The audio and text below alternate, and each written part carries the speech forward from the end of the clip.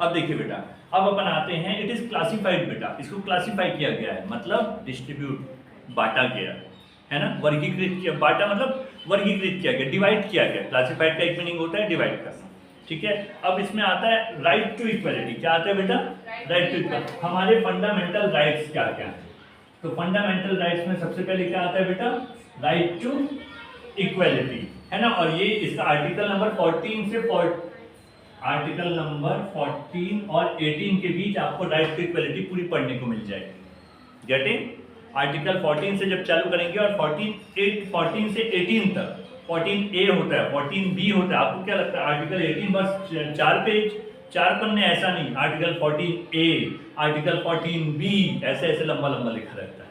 Getting, तो constitution की ही अपनी इतनी मोटी बुक होती है जब आप पढ़ने जाएंगे। क्या बोला मैंने, सबसे लंबा कॉन्स्टिट्यूशन कहाँ का है, अपना इंडिया का।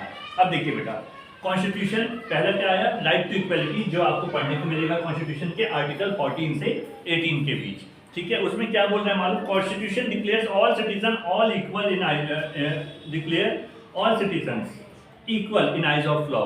मतलब कॉन्स्टिट्यूशन ने क्या डिक्लेयर किया बेटा, सभी लोग क्या है, इक्वल है, किसकी नज़र में बेटा, कानून, लॉ की नज़र में, ठीक है ना।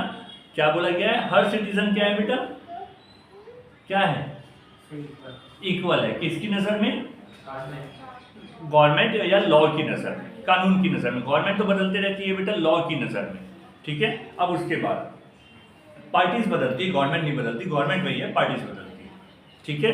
अब देखिए, हाँ ठीक है। अब दूसरा, कॉन्स्टिट्यूशन क्या करता है बेटा, इक्वल अपॉर्चुनिटी देता है सबको। देखो, तिवारी जी को भी मिलेगा, दीवान जी को भी मिलेगा, टंडन जी को मिलेगा, एक SC है, एक ST है, एक ब्राह्मण है, मतलब जनरल कास्ट में। लेकिन आप तीनों को क्लास में कोई डिस्क्रिमिनेशन होता है कि तुम SC हो, तुम ST हो, तुम जनरल हो, ऐसा तो कुछ नहीं हो रहा है। तो इक्वल अपॉर्चुनिटी आप तीनों को मिल रही है। उसके बाद इक्वल एक्सेस है पब्लिक प्रॉपर्टी का। रोड में आपको आने दिया गया अंकित, अभी रोड में चलने दिया जा रहा है आपको, नमन आपको, कि कोई रोक रहा है, तुम जनरल कास्ट वाले हो, तुम नहीं चढ़ सकते, ऐसा तो कुछ नहीं है ना।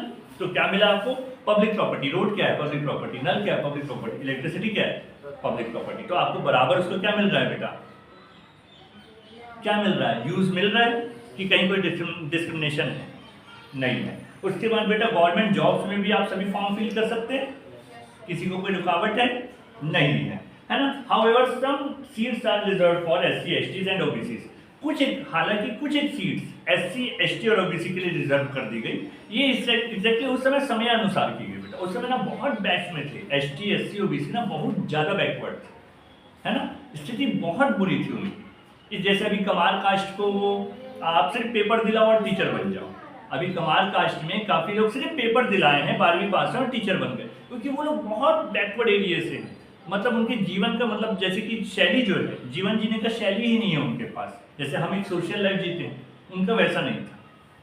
आपको पता है कि जब आप पहले के 20-25 साल वाले बस्तर में जाओगे, तो उनको ये भी नहीं पता था कि कपड़े जैसी कोई चीज़ होती है। 40 साल पहले वाले बस्तर में जाओगे, खाना भी उनको, जैसे हम लोग तरह तरह की चीज़ें खाते हैं ना, अभी भी आप अफ्रीकन कंट्रीज में चले जाओ, उनको नहीं पता है सब कुछ होता है।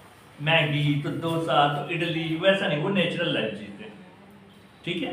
गेटिंग माई पॉइंट, ठीक है।